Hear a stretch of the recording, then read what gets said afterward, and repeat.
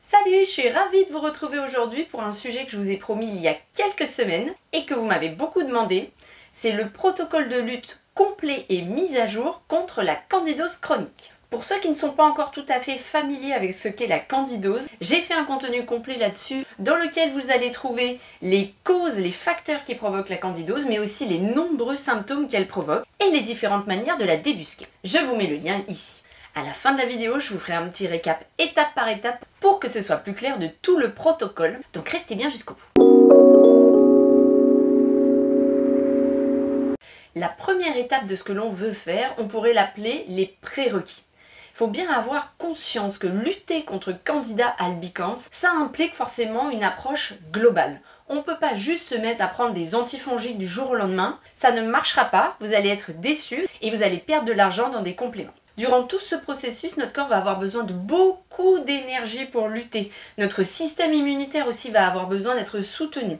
Si on est dans une phase de notre vie où l'on est épuisé, où nos glandes surrénales sont épuisées parce que l'on est stressé, parce que l'on est anxieux, ou alors si on a une thyroïde qui est flemmarde, ce qui est beaucoup plus fréquent qu'on ne le croit, si notre fonction hépatique est surchargée, ou si vos mitochondries, ce sont nos petites centrales énergétiques cellulaires, sont complètement à la ramasse, ce n'est pas le bon moment pour commencer. Il faut d'abord relancer la machine, prendre soin de toutes ses fonctions, pour ensuite aller vraiment au combat. Pour savoir si tout ça fonctionne bien, évidemment, il faut investiguer. Je vous conseille de pratiquer une analyse biologique pour voir si votre corps n'est pas carencé en micronutriments. Les Candida albicans, tout comme d'autres micro-organismes, ont eux aussi besoin de micronutriments, notamment de zinc, de fer, de cuivre. Donc, elles sont en compétition avec nous pour récupérer ces éléments. Ce qui fait que lorsqu'on est envahi par la candidose, on a généralement beaucoup de carences. Pour faire cette analyse, vous allez avoir besoin du concours de votre médecin. Sachez qu'il y a des analyses qui sont remboursées, des choses qui sont assez classiques, dans lesquelles on va retrouver le fer, le zinc, le cuivre, la vitamine C, la vitamine A, les vitamines du groupe B, le magnésium, le sélénium. Ce qui est également intéressant d'y ajouter, c'est un bilan hépatique et un bilan thyroïdien. Si votre budget le permet, vous pouvez ajouter d'autres analyses que l'on dit nutritionnelles qui ne se pratiquent que dans certains labos. En France, vous avez le laboratoire Barbier par exemple, il y a aussi le laboratoire LIMS en Belgique. Et dans ce cas, vous pourriez pratiquer le statut en acides gras qui permet de savoir la balance entre oméga 3, oméga 6, oméga 9. Mais aussi des investigations intestinales, par exemple le profil des enzymes digestives. Est-ce que vous avez assez d'enzymes digestives efficaces ? Et enfin, les LBP ou LPS qui, elles, mettent au jour la porosité de la barrière intestinale. Finalement, c'est est-ce que les Candida albicans ont réussi à créer de petits trous dans votre barrière intestinale pour atteindre le reste de votre organisme. Avec ces résultats-là, bien sûr, si besoin, on se complémente. Vous allez me dire, oui mais Shirley, si on se complémente, est-ce que ce ne sont pas les micro-organismes qui vont profiter de tous ces micronutriments supplémentaires? C'est une très bonne question. Les chercheurs ont cherché, et ce qu'il ressort des études, c'est qu'il vaut mieux, quoi qu'il arrive, se supplémenter parce que sinon l'organisme n'a pas la force de lutter. En parallèle, il faut prendre en charge son stress. Si vous êtes dans une situation où vous êtes un peu débordé par votre stress ou alors vous êtes très anxieux. Je sais que c'est pas si simple que ça et qu'il suffit pas d'une baguette magique pour ne plus être stressé du jour au lendemain. C'est souvent quelque chose de constitutif, quelque chose que l'on a depuis l'enfance. Mais néanmoins, il existe des techniques de réduction du stress que vous connaissez bien évidemment.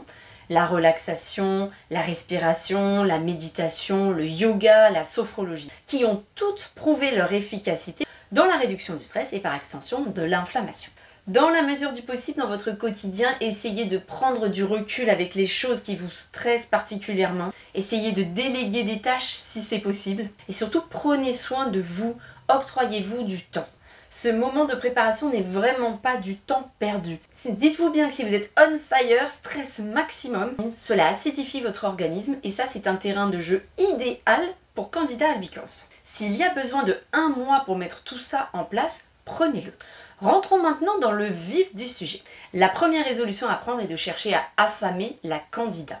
Cette petite levure se nourrit de choses spécifiques. Ce qu'elle adore par-dessus tout, ce sont les glucides, qu'on va trouver sous forme de sucre rapide, les bonbons, les confiseries, mais aussi sous forme de féculents, notamment les féculents blancs, ceux qui ont un index glycémique élevé, mais aussi les boissons sucrées ou l'alcool. Dans les sucres, il y en a un dont elle raffole particulièrement, c'est le lactose, le sucre laitier, que vous allez trouver dans quasiment tous les produits laitiers. Il se peut tout à fait qu'à ce moment-là, vous ayez des fringales justement de ce type de produit. Et ça, c'est très spécifique de la candidose. D'un coup, on a des envies irrépressibles de brioche, de sucre, de boire un coup le soir en rentrant. Dites-vous bien que c'est normal et qu'à ce moment-là, c'est elle qui prend le contrôle de votre cerveau. Je sais que ça paraît dingue, mais on sait sans aucun doute que c'est elle qui est à la manœuvre pour survivre. Avant, les régimes anti-candida étaient hyper stricts. Le principe, c'était zéro glucides. Sauf qu'on s'est aperçu avec l'expérience que c'était très difficile à tenir moralement pour tout le monde, mais aussi physiquement. Et qu'en fait, à terme, ça affaiblissait le corps et qu'il n'avait plus la capacité de lutter contre la candida. Donc c'est beaucoup d'efforts pour peu de résultats. L'idée, c'est plutôt de réduire. Après, ça dépend d'où vous partez. Si vous avez l'habitude de manger énormément de féculents, de boire des boissons sucrées au quotidien, il va falloir effectivement engager quelque chose d'un petit peu drastique pour vous. À titre d'exemple, il faudrait se passer des sucres rapides, tout ce qui est annexe, sucre ajouté, confiserie. Se limiter à un fruit maximum par jour. Essayez de ne pas manger de pain, on va y revenir, mais en plus le pain contient de la levure. Mangez des féculents, mais de manière très raisonnée, raisonnable, aux alentours de 2-3 cuillères à soupe de féculents cuits dans votre repas. S'ils peuvent être à index glycémique bas, c'est idéal. Et quasiment aucun produit laitier. Vous pouvez vous garder un petit bout de fromage très occasionnellement pour le plaisir. Au-delà des glucides, les candidats sont aussi très friandes de levure. C'est ce que je vous disais à l'instant avec le pain. Donc on va aussi éviter toutes les pâtes levées. Donc les croissants, les viennoiseries, la pâte à pizza, la brioche, les pains au lait. Mais aussi on trouve de la levure dans le vin, dans la bière et sur les croûtes fleuries des fromages. Dans la même veine, les candidats se régalent aussi avec tous les produits fermentés, comme les légumes lacto-fermentés, le kéfir, la kombucha, qui sont par ailleurs des produits que l'on peut conseiller d'habitude pour la santé du microbiote. Pendant cette phase-là de lutte contre la candidose, je vous déconseille d'en consommer. Enfin, pour finir sur cette partie nutritionnelle, les candidats ont une affinité avec les produits contenant du gluten.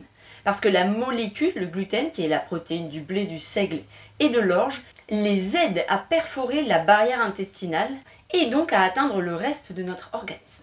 Alors à ce niveau-là de la vidéo, je sais déjà ce que certains vont me dire. Il reste quoi à manger exactement, Shirley? Eh bien, le régime alimentaire va s'organiser autour de beaucoup de végétaux, beaucoup de protéines et quelques féculents, plutôt à index glycémique bas. Rappelez-vous par ailleurs que c'est temporaire, que vous ne signez pas pour la vie et que si vous êtes en train de regarder cette vidéo, c'est que vous avez probablement des symptômes envahissants. Je vous assure que le jeu en vaut la chandelle. Une fois que ces réformes alimentaires sont à peu près mises en place, il faut que vous attaquiez à la phase antifongique et anti-biofilm. Bien entendu, nous allons parler des antifongiques naturels et non pas ceux de synthèse qui pourraient être prescrits par les médecins. Mais vous vous demandez peut-être ce qu'est un biofilm. Eh bien, les candidats albicans, qui sont sur cette planète depuis beaucoup plus longtemps que nous, ont élaboré des stratégies de survie fascinantes. L'une d'entre elles est qu'elles ont trouvé comment se cacher sous une espèce de couverture dans notre organisme, ce qui fait qu'elles sont indétectables par notre système immunitaire. Ils n'arrivent pas à se rendre compte qu'elles sont présentes. Ce biofilm va aussi les protéger des antifongiques oraux que l'on prend. C'est une des raisons pour lesquelles parfois cette phase-là ne fonctionne pas. C'est parce que l'on ne sait pas attaquer aussi au biofilm. La nature nous a donné des plantes qui sont antibiofilm. Là-dedans, on va retrouver l'ail, le thé vert, la NAC, la N-acétylcystéine, mais aussi la propolis. Les enzymes digestives, protéases, lipases, lactases, sont aussi très efficaces pour grignoter le biofilm. Les antibiofilms que je viens de vous citer font aussi partie de la catégorie des antifongiques. Ils ont les deux actions. Mais il existe également d'autres antifongiques naturels. Parmi eux, on trouve le clou de girofle, La réglisse, mais aussi l'huile de coco et surtout l'acide caprylique qu'elle contient, l'oléoropine qui est tirée de l'olivier, l'extrait de pépins de pamplemousse, la grenade ou encore la berbérine. Vous pouvez bien entendu ajouter tous ces produits à votre alimentation, mais ce que je vous conseille pour avoir un effet plus puissant et plus ciblé, c'est de vous aider de compléments alimentaires spécifiques. Si vous ne savez pas trop vers lesquels vous tournez, je vous mets quelques liens dans la description. Les plantes sous forme d'huile essentielle sont aussi de puissants antifongiques que je vous recommande d'utiliser. Pour autant, attention, certaines d'entre elles sont hépatotoxiques, donc elles mettent en danger la santé de votre foie à long terme. D'autres sont caustiques, c'est-à-dire que quand on les avale, ça peut provoquer des brûlures.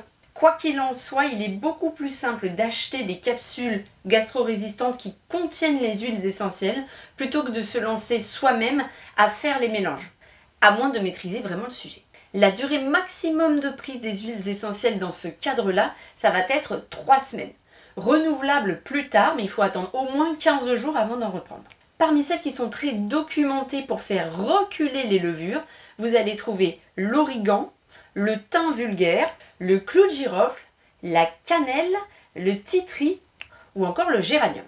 Quoi qu'il en soit, que l'on parle d'extrait sec de plantes ou d'huile essentielle, rappelez-vous que Candida s'adapte très facilement.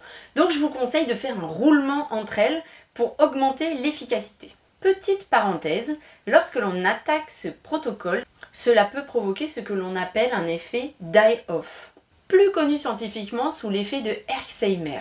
C'est en fait un moment où les symptômes peuvent se mettre à augmenter excessivement, parce qu'en fait les candidats qui meurent en masse relarguent énormément de toxines, ce qui provoque une inflammation très importante.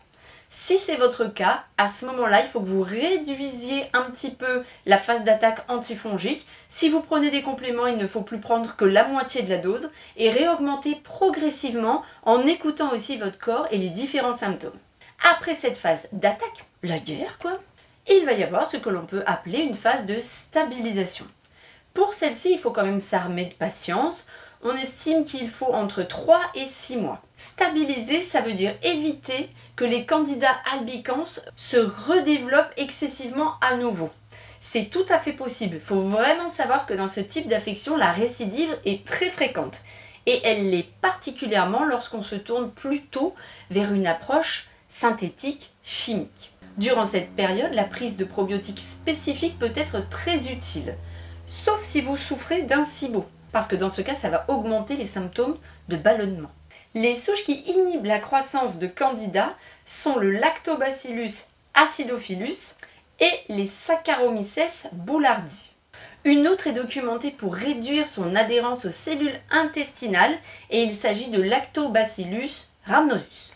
Par ailleurs, je vous conseille de continuer une action antifongique douce, donc non pas à base d'huiles essentielles qui sont vraiment très puissantes, mais à base des plantes que nous avons citées tout à l'heure, que vous pouvez prendre en même temps que votre repas ou à la fin de votre repas. Enfin, pour éviter toute forme de récidive, il faut miser sur la réparation intestinale. Souvenez-vous, la Candida a le pouvoir de rendre notre barrière intestinale poreuse, donc on ne peut pas faire l'économie de la réparer. Pour cela, on mise sur une alimentation riche en fibres, en prébiotiques qui nourrissent notre microbiote qui va lui réparer la barrière intestinale. Mais on peut aussi s'aider de compléments spécifiques. La glutamine, qui est un acide aminé, fonctionne très bien. Ou tous les compléments qui commencent généralement par perméa quelque chose. Tout le long du processus, il faudra soutenir votre foie avec des plantes spécifiques parce que les candidats, pour survivre, mais aussi quand elles meurent, relarguent énormément de métabolites que votre foie, l'organe du coup qui détoxifie, va devoir traiter. Vous pouvez vous servir par exemple du chardon-marie, du desmodium, de l'artichaut. Si vous souffrez d'hypothyroïdie, faites attention parce que les plantes à visée hépatique sont aussi parfois goitrogènes, donc déconseillées dans l'hypothyroïdie. J'espère que tout est clair jusque-là. Si ce n'est pas le cas, n'hésitez pas à me poser des questions en commentaire, j'y répondrai avec plaisir. Pour vous aider à mettre tout ça en place, parce que ce n'est pas toujours évident de visualiser les étapes, je vous ai préparé un petit récap. Phase numéro 1, on prépare son corps à ce qui va se passer. Donc on prend en charge son stress si c'est le cas. On commence à faire des réformes alimentaires qui visent à manger moins de glucides, forme de féculents, de sucre rapide.